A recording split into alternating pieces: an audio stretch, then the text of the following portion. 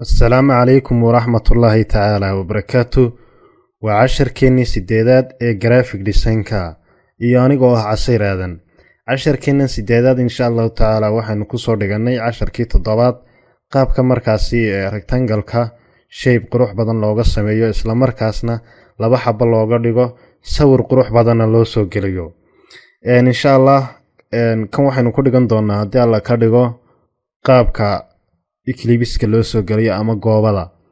insha Allah markaynu rabno inaanu goobada soo gelino daaqadan warqadan cad soo furano waxaynu u baahanahay inaynu markaasi aynu halkan right click nahno isla markaana eclipse tool aynu nahno inaynu hadaynu sidaan nidhaahno goobadeeni wax kala dhaadheer bay noqonaysaa.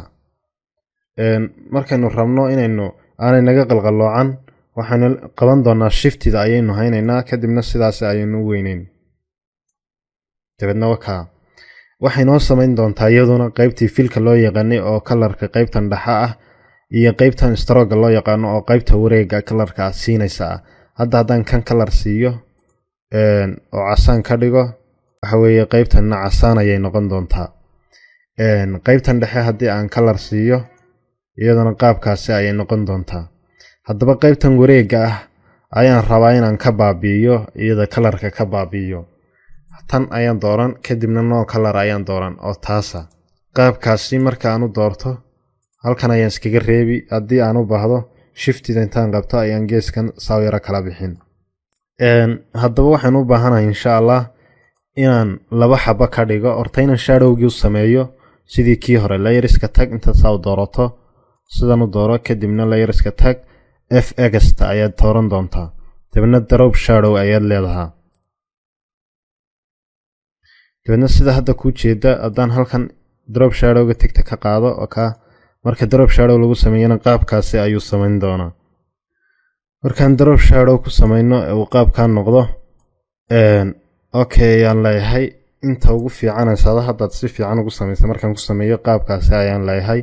kadib sidii kuwii hore ama waxa weeye shape-kii hore ayaan laba xabo ka dhiganayaa. hadda waa halkan xabo eclipse 1 ayaa waxa eclipse 1 ayaa ku qoran control iyo xarafka J ayaan isku taaban doonaa copy baan ka samaysan doonaa. kadib si uu qaybta dhexe u yaraado oo waxa weeye ay uga yaraato goobadii hore ayaan waxa weeye saareera uga soo in ano shiftida haya qaabkaas oo kale uga soo aruurin doonaa. kadib okay baan leeyahay. waxaan rabaa haddaba inaan qaybtan dhexe cadaan ka dhigo layerka aan tagi doona saa u dooran doona kadib laba jeer baan halkan click siin doonaa dabadna qaybta cad ayaan ku dhufan doonaa.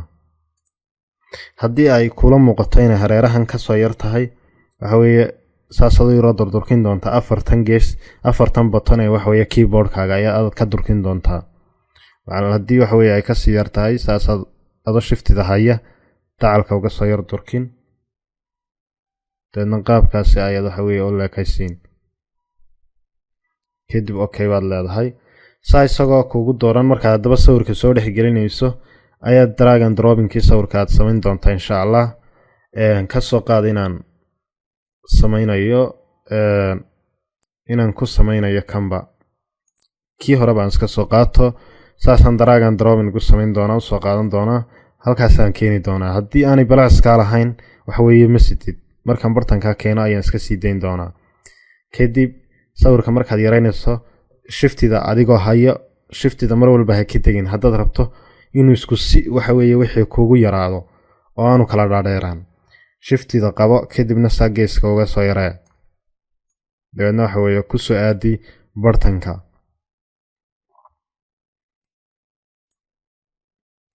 weliba soo leekaysi baan leenahay. kadib waxa weeye tigtaa yar ayaad ku dhufan ama tan baad ku dhufan labadaas waa isku mid.